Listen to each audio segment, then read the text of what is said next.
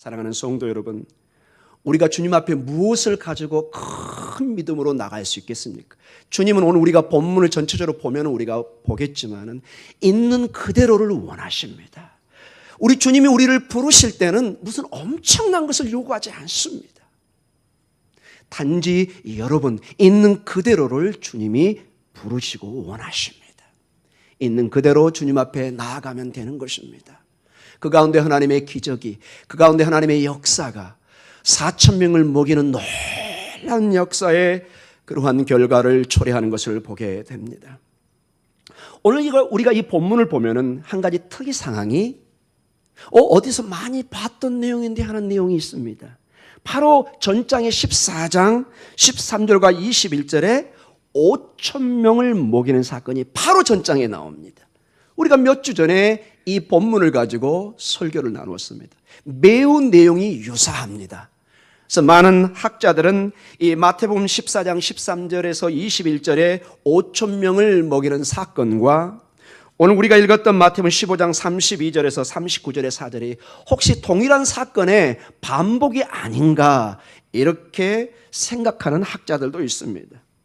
그러나 이 내용을 면밀히 바라보면은 내용은 아주 비슷한 게 많지만은 전혀 다른 어떤 장소와 어떤 사건인 것을 우리가 알 수가 있습니다. 몇 가지만 우리가 살펴보면은 먼저 숫자가 다릅니다. 14장에 나와 있는 그 주님의 먹이심은 몇 명이죠? 5,000명입니다. 오늘 우리 본문에는 몇 천 명으로 나오죠? 4,000명입니다. 1,000명은 큰 차이입니다. 이게 그냥 실수로 적은 것이 절대로 아닌 것을 알 수가 있습니다. 그리고 그 제공한 음식도 내용이 다릅니다. 14장에는 빵 몇 개죠? 빵 5개와 고기 2마리라고 명시되어 있어요. 이걸 오병이어라고 그럽니다. 그런데 오늘 우리 본문에는 어떻게 되어 있죠? 빵 7개와 고기 2마리인데 사실 헬라어 원어를 보면은 그냥 몇 마리입니다. 그냥 그 내용이 정확치가 않습니다. 그냥 몇 개 돼 이 정도입니다, 여러분. 대충 한 2개로 생각한다면은 빵 7개와 고기 한 2마리 정도, 서너 마리 정도. 일단 개수가 다릅니다. 그리고 14장에 나와 있는 그 마지막 만찬 전체를 먹이고 난 다음에 그 빵을 거두는 이 바구니 숫자가 다릅니다. 14장은 몇 바구니를 모으죠? 12바구니입니다. 12바구니. 오늘 본문에서는 몇 바구니죠? 7광주리로 약간 우리 번역을 달리했습니다. 제가 볼 때 이거는 번역을 잘한 것 같습니다. 왜냐? 14장에 나와 있는 그 담은 이 바스켓, 이 바구니와 오늘 우리가 읽은 15장에 나와 있는 이 바구니가 헬라 원어로 다릅니다. 기능도 조금 다릅니다. 그래서 이게 분명히 다른 사건인 것을 면밀히 보면 이것을 알 수가 있습니다.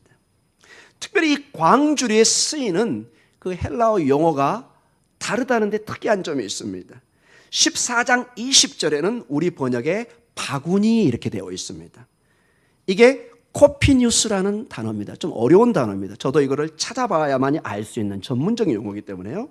코피뉴스라는 이런 전문적인 이름을 가진 그런 바구니입니다. 그 기능에 대해서는 좀 설명하겠습니다. 제가 바로 15장 37절에는 뭘로 나오죠?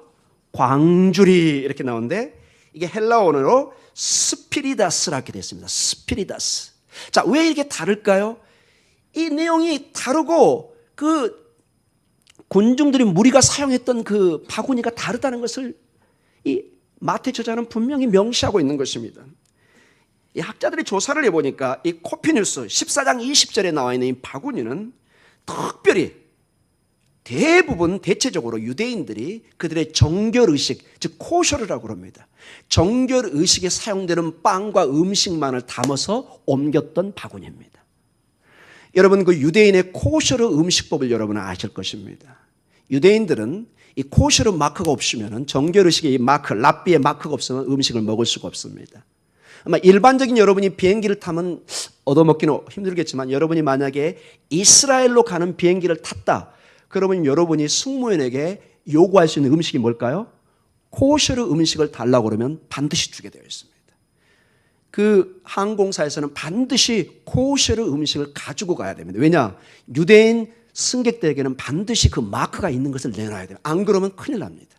요즘에 여러분 아랍세계에 할랄 식품이란 말이 나오죠. 그게 아랍세계도 나름의 코셔르, 어떤 정결 음식을 주장하고 있습니다. 이 중동 세계는 이게 굉장히 보편적인 하나의 음식법이라는 것을 참고적으로 여러분 알아두시기 바랍니다.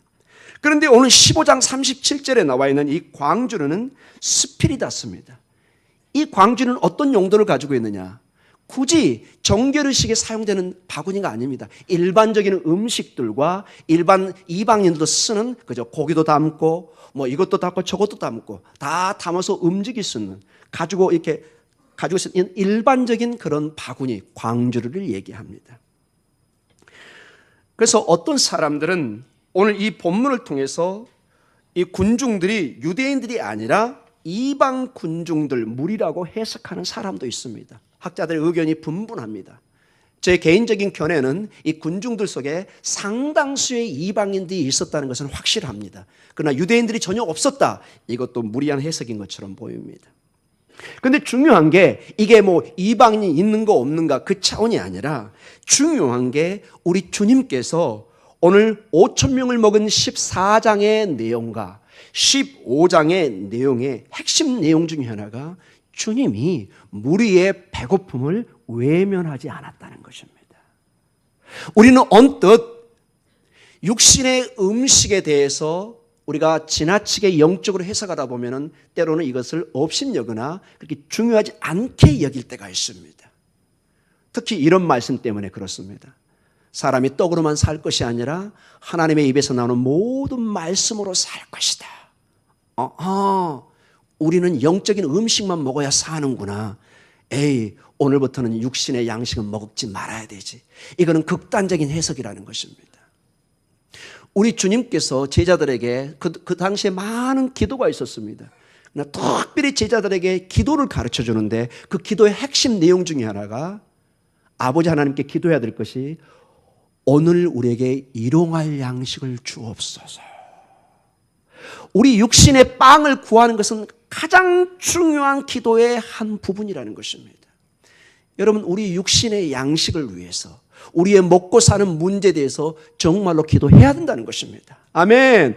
주님이 말씀하신 것입니다.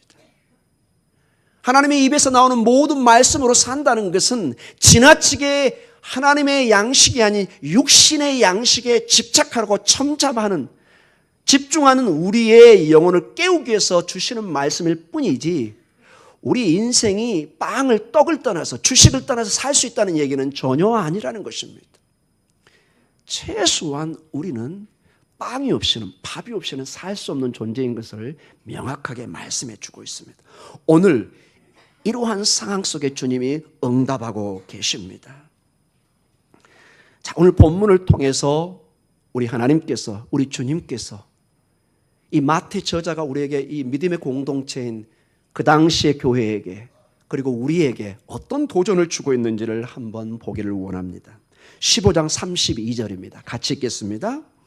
예수께서 제자들을 불러 이르시되 내가 무리를 불쌍히 여기노라. 그들이 나와 함께 있은지 이미 사흘임에 먹을 것이 없도다.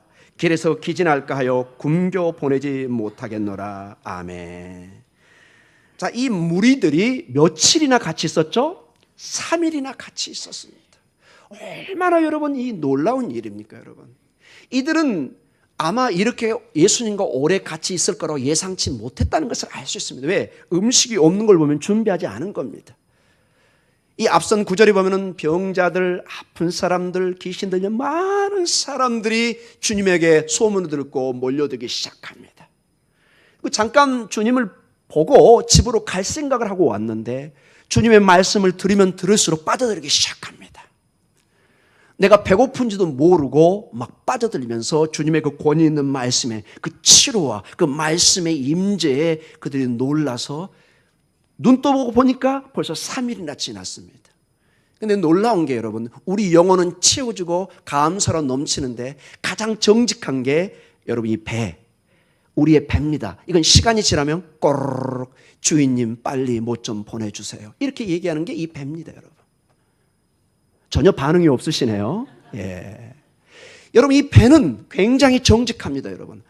여러분 금식 한번 해보십시오. 가장 강하게 요구하는 유혹의 부분이 이 배 부분입니다. 빨리 채워달라고 난리를 칩니다. 이게 안 채워지니까 3일쯤 되니까 사람들이 지친 기색이 쫙 보입니다. 주님이 그걸 목도하신 것입니다. 이게 좀만 더 가면 이게 심상치가 않습니다. 여러분 중동 지역 이스라엘은 날씨도 덥고 건조하고 이렇게 장기적으로 음식을 제대로 먹지 못하고 물을 마시지 못하면 생명이 위험할 수도 있는 것입니다. 그때 우리 주님께서 놀랍게 누굴 부르시죠? 제자를 부르십니다. 이 부르신다는 말에 여러분 오늘 주목해 주시기 바랍니다. 여러분 왜 제자들을 부르실까요? 언뜻 생각에 주님의 능력이 있으시고 권능이 있기 때문에 주님이 딱 축사해서 뚝딱뚝딱 만들어서 쫙 나눠주게 하면 될 텐데 제자를 부르십니다. 왜 제가 이 말에 주목하냐면 제가 이 말씀을 일주일 동안 묵상하면서 크게 와닿는 게 있었습니다. 이 본문을 이렇게 원어로 해석해 가보면은 제자들을 부를 상황이 아닙니다. 제자들은 이 상황에서 전혀 주님의 부르심에 준비가 안 되어 있습니다. 이제 곧 우리가 33절, 34절 이렇게 보면서 우리가 분석하겠지만은 제자들은 정말로 주님의 부르심에 냉소적이고 좀 심하게는 비꼬는 투로 나옵니다. 여러분 상상이 안 될 것입니다. 어디 그런 본문의 내용이 있나요? 우리가 보도록 하겠습니다. 이런 제자들의 전혀 믿음 없는 반응을 예상했을 텐데 한마디로 이겁니다. 여러분 제자들은 3일 동안 같이 굶었나요? 안 굶었나요? 제자들도 지금 죽을 지경입니다. 근데 제자들이 이러한 상황 속에서 이제 곧 33절에 보면은 제자들이 정말로 그 반응이 나타납니다. 정말로 믿음 없는 반응. 이러한 신통치 않은 반응을 이미 알고 계셨을 텐데 제자를 부르십니다. 끊임없이 주님이 부르십니다. 여러분 이 부르심의 문제는 제가 설교를 다 마치고 마지막 결론 부분에 우리가 반드시 짚고 가야 될 주님의 역사하는 방법을 우리가 봐야 될 줄 믿습니다. 아마도 부르시는 이유는 크게 두 가지 정도로 우리가 축약해 볼 수 있을 것입니다. 이 마태복음 9절을 보면은 10장 전에는 주님께서 가르치십니다. 하나님의 나라가 천국이 어떤 나라인지를 쭉 말씀으로 가르치십니다. 그리고 10장 이후로는 이제 제자들을 보내기 시작합니다. 권능을 입혀서 이제 이 배운 대로 가서 하나님의 나라를 전파하고 가르치라 이렇게 말씀하십니다. 즉 이제는 교육이 이제 끝났으니 가서 너희가 배운 대로 한번 실천하라는 큰 의도가 10장 이후로 펼쳐지기 시작합니다. 그래서 우리 주님께서 교육 차원에서 우리 주님의 주 관심이 무엇이며 주님의 관심을 가지고 어떻게 행하는가 이런 일들을 제자들이 함께 동참하고 배우기를 원하십니다. 혼자 스스로 일하시는 것이 아니라 항상 주님의 사역에 주님이 부르십니다. 주님의 역사의 현장에 생명의 현장에 그 놀라운 현장에 주님 홀로 하시지 않고 여러분을 부르십니다. 여러분을 부르십니다. 정말로 여기 내용을 보면 제자들은 형편없는 믿음을 가지고 있습니다. 가나안 여인하고는 정말 180도 다른 그런 모습을 가지고 있는데 주님은 끊임없이 부르십니다. 끊임없이 부르십니다. 왜냐? 이 주님의 생명의 역사에 기적의 역사에 주님의 그 하나님 나라의 역사에 우리가 부름을 받지 못하면 영원히 나중에는 부름을 받을 수가 없습니다. 우리 주님의 자비와 궁일로 끊임없이 우리를 사랑하는 딸아 아들아 나의 생명의 역사에 이 놀라운 하나님의 역사에 증인이 되라. 함께하고 너희가 이 일을 내가 하나님의 우편에 갈 때 너희가 이 일을 해야 된다. 이렇게 가르쳐주고 있습니다. 두 번째로는 이러한 부르심을 통해서 얼마나 우리가 연약한 자이고 믿음이 없는 자인 것을 일깨워 줍니다. 우리의 본질, 우리의 정체성, 우리의 믿음의 정말 적나라한 모습을 일깨워 줍니다. 오늘 15장 33절을 통해서 이 제자들의 상태가 어떤 상태로 반응하는지를 구체적으로 한번 보도록 하겠습니다. 우리 15장 33절입니다. 같이 읽습니다. 제자들이 이르되 광야에 있어 우리가 어디서 이런 무리가 배부를 만큼 떡을 얻으리까. 아멘. 주님이 부르시니까 제자들이 대답을 합니다. 근데 특이한 게 참으로 가난한 여인과 대조되는 모습입니다. 여러분, 이 33절에 단 하나의 어디에도 주님에 대한 어떤 존경의 호칭이 있나요, 없나요? 내 선생님, 내 주님, 이런 단어가 전혀 없습니다. 전혀. 그리고 바로 대답을 하는데 이렇게 말합니다. 어디에 있다고 그러죠? 광야에 있어. 주님, 여기 광야입니다. 사막입니다. 주님, 정신 차리세요. 어디서 음식 빵을 가져온단 말입니까? 지금 이게 강력하게 이 장소를 제자들이 막 부각시킵니다. 주님, 현실을 직시하세요. 여기는 음식 공장이 있는 곳이 아닙니다. 그리고 광야에서 누가 강조되죠? 저기 본문을 봐보시기 바랍니다. 우리가, 여러분 따라해서 우리가 강조됩니다. 우리. 주님, 우리도 이 광야에 있었던 사람입니다. 우리도 쫄쫄쫄 지금 굶고 있고 우리도 죽을 맛인데 우리한테 뭘 어떡하라는 소리입니까? 좀 우리를 모르고 계십니까 지금? 이런 표현을 하고 있습니까? 그리고 우리가 뭐라고 그러죠? 어디서 이 음식을 얻으란 말입니까? 주님, 정말 현실을 직시해 주십시오. 그 다음에 나온 얘기가 그 모든 것을 포함하고 있습니다. 뭐라고 나오죠? 이런 무리가 배부를 만큼 떡을 얻으리까? 어디서 이런 무리가 배부를 만큼 떡을 얻으리까? 이게 제자들의 답변입니다. 이 전체적으로 보면 아주 놀라운 표현입니다, 여러분. 가나안 여인과는 180도의 다른 모습입니다. 한마디로 제자들의 반응은 빈정되고 비꼬고 냉소적인 태도라고 볼 수밖에 없습니다. 예수님께서 정말로 현실을 전혀 보지 못하고 계시군요. 아니면 어쩌면 저런 정신 나간 소리를 하신단 말입니까? 이런 내용을 담고 있다는 것입니다. 먼저 주님에 대한 전혀 존경의 호칭도 없습니다. 그리고 불만이 섞인 말로 오늘 표현하고 있습니다. 광야에 있어.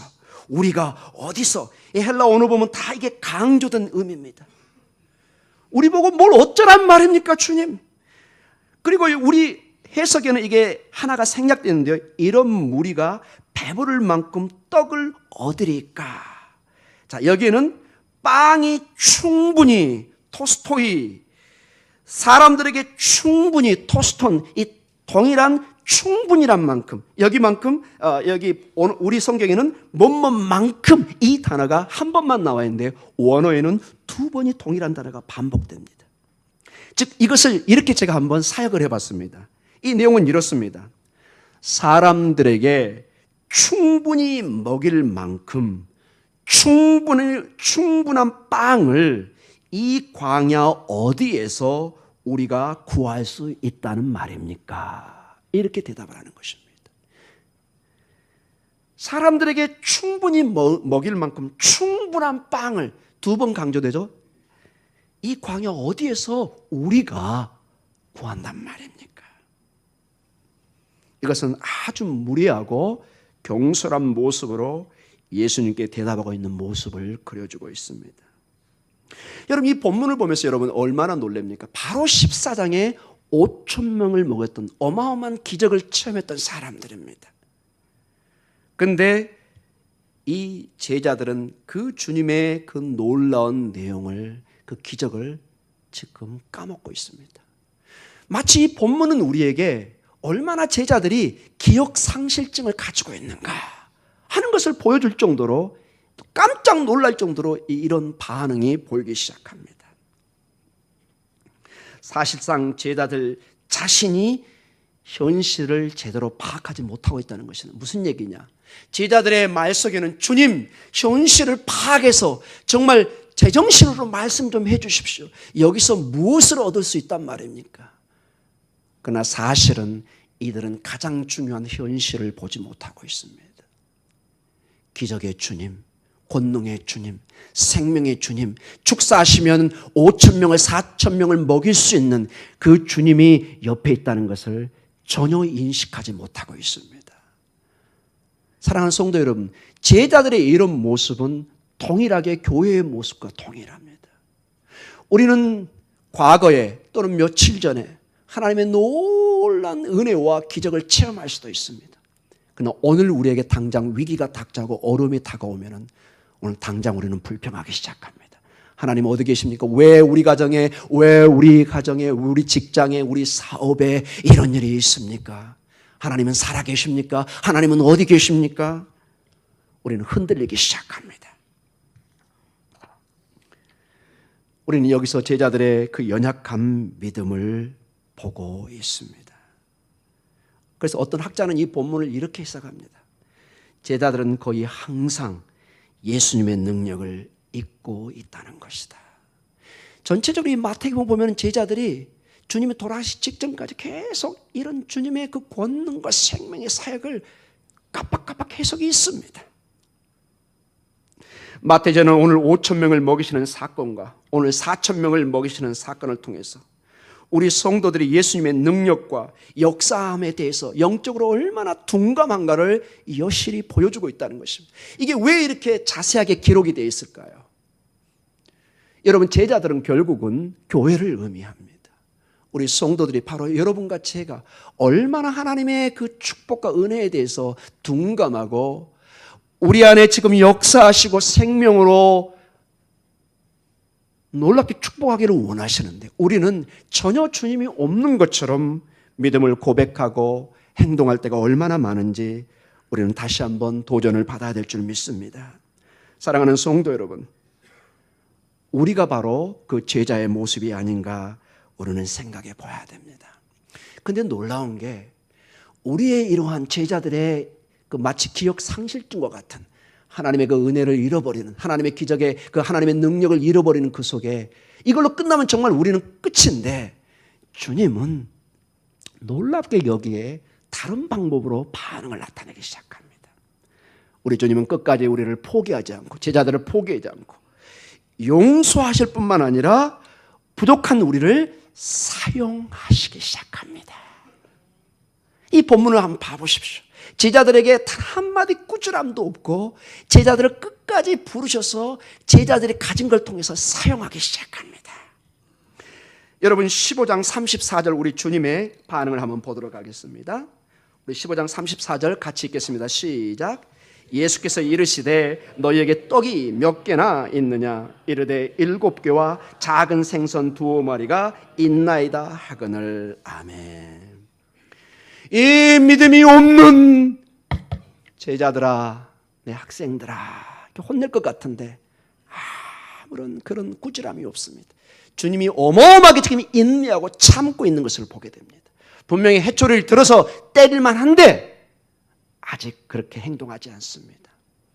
인내하시고 그저 묻습니다.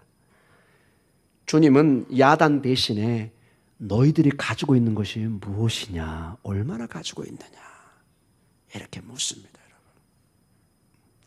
사랑하는 성도 여러분, 우리 주님은 이런 기억 상실증과 같은 제자들에게 마지막까지 우리 안에 가능성을 보고 있습니다. 제자들은 자기의 부족한 것, 연약한 것, 그것의 어떤 무능력과 한계와 절망과 불평과 냉소와 모든 것을 부정적으로 이것을 판단하고 주님 앞에 보고하고 있는데 주님은 그 작은 것이지만 그들이 가진 것을 묻기 시작합니다. 사랑하는 성도 여러분, 주님이 여러분에 다가오셔서 너가 무엇을 가지고 있느냐 물으실 때 기쁨으로 응답하는 여러분의 신앙에 반응이 있기를 기도합니다. 사랑하는 성도 여러분, 주님 앞에는 우리가 수천억, 수조 가진 거나 몇천원 가진 거 문제가 안 됩니다. 우리가 문제가 되지 주님에게는 아무런 문제가 안 됩니다. 우리 장로님 기도하셨지만은 에스겔 37장에 마른 뼈, 우리는 마른 뼈로 죽어 있지만 주님 앞에는 문제가 안 됩니다. 성령을, 생명을, 하나님의 영을 부으시면 힘줄이 생기고 가죽이 입혀지고 하나님의 군대로 변하는 것입니다. 이것이 교회의 역사입니다. 이게 수천 년 흐르는 교회의 역사입니다. 저희들이 신학교에 가면 반드시 배워야 될 과목이 뭐냐? 교회사라는 것입니다. 교회사를 통해서 어떻게 하나님이 그 수많은 난관과 박해 속에서 그 핏비린 나는 그 압박과 핍박 속에서 교회가 살아왔고 기적처럼 하나님의 복음이 우뚝 서 있는가를 배우는 것이 교회 사회입니다. 역사를 배우면서 과거에 행하셨던 그 하나님의 역사를 지금도 행하실 것을 비춰보면서 미래를 앞길을 우리가 나아가는 것입니다. 사랑하는 성도 여러분, 우리 주님은 여러분에게 가능성을 보십니다. 많고 적게 가진 것은 그건 우리의 문제지 주님의 문제는 아니라는 것입니다. 오늘 15장 34절을 다시 한번 보도록 하겠습니다. 앞절을 먼저 한번 읽어보겠습니다. 34절의 앞절 같이 읽습니다. 예수께서 이르시되 너희에게 떡이 몇 개나 있느냐. 아멘. 여기서 우리가 배워야 하는 큰 가르침입니다. 위기에 처한 교회가 성도들이 물어야 하는 질문입니다. 우리 주님의 정신을 배워야 됩니다. 우리가 교회가 어려워지고 가정이 어려워지고 사업과 직장이 어려워지면 우리는 대부분이 부정적으로 원망하고 여기에 짜증을 내면서 막 화를 내면서 굉장히 부정적인 반응이 일어납니다. 이제는 이 설교 이후에는 여러분의 마음의 변화가 있기를 원합니다. 지금 닥친 이 엄동설안을 내가 지금 당장 물리칠 수는 없습니다. 그렇다고 여러분 계속 얼어 죽을 수는 없는 거잖아요. 이길 수 있는 방법이 뭘까요? 뛰기라도 해야 될 거 아니에요, 여러분. 몸을 열을 내서 뛰든지 무슨 방안을 추구해야지 계속 추운데 얼어 죽습니다, 여러분. 우리가 가진 가능성을 보셔야 됩니다. 우리에게는 하나님이 주신 엄청난 잠든 능력을 다 가지고 있습니다. 그 하나님이 마치 그 자동차가 출발할 때 그 스파크를 탁 일으켜 세우는 것처럼 그것만 딱 붙으면 차가 시동이 걸려서 가는 것입니다. 그것을 킬 수 있는 것은 여러분의 능력이 있는 줄 믿습니다. 너희 손에 가진 것이 무엇인가? 비록 적은 것이지만 우리가 가진 적은 것을 세상을 살리기 위해서 주님이 사용하고 있는 것을 보게 됩니다. 제자들은 고기 7마리와 그 몇 개의 그 빵에 대해서 불만으로 얘기합니다. 여러분 한번 봐보십시오. 34절을 다시 한번 읽어보겠습니다. 이 본문을 가만히 한번 봅시다. 얼마나 흥미로운 것이 있는지 같이 읽습니다. 시작. 예수께서 이르시되 너희에게 떡이 몇 개나 있느냐. 자, 거기까지만요. 떡이 몇 개나 있느냐. 떡만 물어봤죠. 제자들 그 다음에 읽습니다. 시작. 이르되 7개와 작은 생선 2마리가 있나이다 하거늘. 자, 제자들의 대답이 이겁니다. 떡 7개하고요. 여기 보면은 2마리인데 그게 맞습니다. 그냥 몇 마리. 한마디로 떡 이거 하고요. 생선 이거밖에 없는데요. 굉장히 부정적인 의미입니다. 주님 꼴랑 이것밖에 없습니다. 이 표현입니다. 꼴랑 이것밖에 없습니다. 묻지도 않았는데 생선까지도 얘기합니다. 주님이 생선 묻지도 않았어요. 근데 얼마나 이 제자들이 한심하고 주님이 정말 어이가 없었는지 주님 여기도 거기도 좀 더 있네요. 아주 그냥 비꼬는 얘기입니다, 여러분. 주님이 이걸 다 참아낸 겁니다. 이 헬라 언어를 보면 이게 막 보여요, 여러분. 주님은 한마디 대꾸하지 않습니다. 묻지도 않는 생선이 몇 마리 있다고 불만을 토로합니다. 주님, 빵만 물어보셨는데요. 고기도 얼마 없어요. 사랑하는 성도 여러분, 이 제자들은 거듭 옆에 있는 예수님이 얼마나 특별한 분인가를 잊어버리고 있습니다. 어떻게 주님 앞에 여러분 제정신이면 이런 반응을 나타낼 수 있을까요? 5,000명을 먹이시고 무리를 거리시고 그 수많은 병자를 고치신 주님을 직접 목도했는데 거짓말처럼 이런 반응을 나타냅니다. 사랑하는 성도 여러분, 여러분과 저의 삶에는 주님이 특별하게 나타나기를 원합니다. 우리의 어려움 속에 우리 모두에게는 엄동설한과 같은 바람이 불 때가 있습니다. 그걸 우리가 피해갈 수는 없습니다. 그러나 그 순간에도 폭풍과 치고 파도가 치는 그 순간에도 특별한 주님, 권능의 주님, 이 문제를 해결할 수 있는 주님이 크게 부각되면 문제가 없을 줄 믿습니다. 그 믿음으로 나아가시는 여러분의 그런 놀라운 믿음의 행진이 있기를 기도합니다. 오늘 마지막으로 15장 35절과 38절의 말씀입니다. 우리 같이 읽겠습니다. 예수께서 무리에게 명하사 땅에 앉게 하시고 떡 7개와 그 생선을 가지사 축사하시고 떼어 제자들에게 주시니 제자들이 무리에게 주매 다 배불리 먹고 남은 조각을 7강줄에 차게 거두었으며 먹은 자는 여자와 어린이 외에 4,000명이었더라. 아멘. 여러분, 예수님은 그 제자들은 정말 아무것도 아니고 하잘것도 없는 것으로 이렇게 불평 가운데 내놨는데 주님은 이것을 하나님의 놀라운 생명을 살리는 하나님 나의 부유한 잔치로 사용하십니다. 나는 정말 연약하게 봤던 그것이 주님 앞에 내어놓기만 하면은 이게 믿음의 역사 속에 상상할 수 없는 30배, 60배, 100배의 역사가 일어나고 있는 것입니다. 여러분이 제가 가진 이것을 그래서 과소평가해서는 안 됩니다. 주님 안에는 여러분과 제가 가진 것이 절대로 작은 것이 아닙니다. 우리가 작게 생각할 뿐이지 주님 앞에는 어마어마한 생명의 역사를 가질 수 있는 작은 겨자씨만한 믿음만 있어도 이 산을 옮길 수 있는 역사가 일어날 줄 믿습니다. 사랑하는 성도 여러분, 오직 믿음으로 주님께 가져가는 그러한 믿음을 가져야 할 것입니다. 우리의 작은 믿음, 우리의 작은 재능들, 우리의 작은 물질, 이것이 우리에게는 작아 보일지 모르지만 주님 앞에 드려지고 나아갈 때 놀라운 축복의 역사로 이루어질 줄 믿습니다.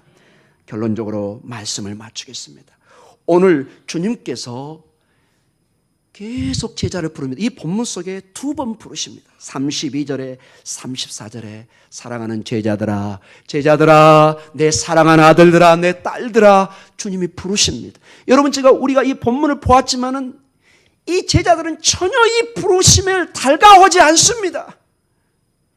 자기 현실과 어려움과 3일 동안 쫄쫄 굶은 그 상태의 절망과 좌절 속에서 주님의 부르심에 흔쾌히 응답하지 않습니다. 냉소적이고 비꼬는 자세입니다. 주님, 꼴랑 이것밖에 없는데 뭘 우리에게 더 이상 바라십니까? 이런 태도로 나아가고 있는 것입니다.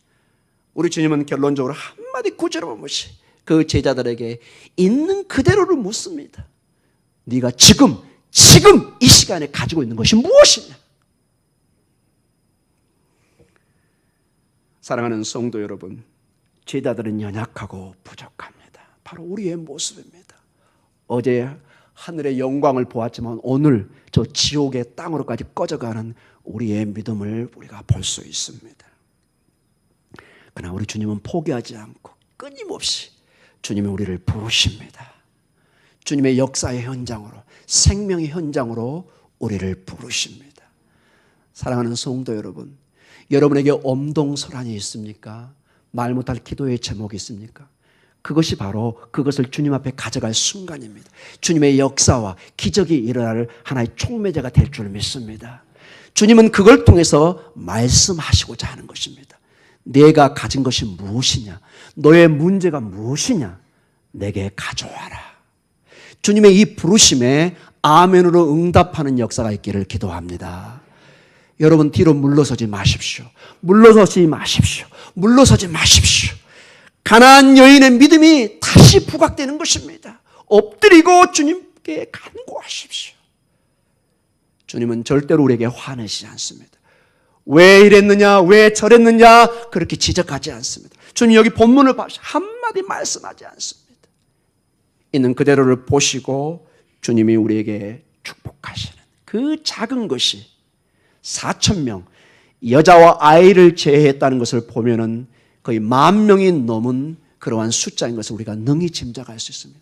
크게 상상을 초월하는 하나님의 천국의 잔치가 열어지는 것을 보게 됩니다. 여러분의 그 작은 것을 통해서 이 믿음의 공동체, 여러분의 가정과 직장과 사업에 큰 하나님의 잔치가 이루어질 줄 믿습니다. 오늘도 이 주님의 부르심에 아멘으로 응답해서 이 놀라운 잔치가 2017년에는 충만히 이루어지기를 주님의 이름으로 축복합니다. 기도하겠습니다.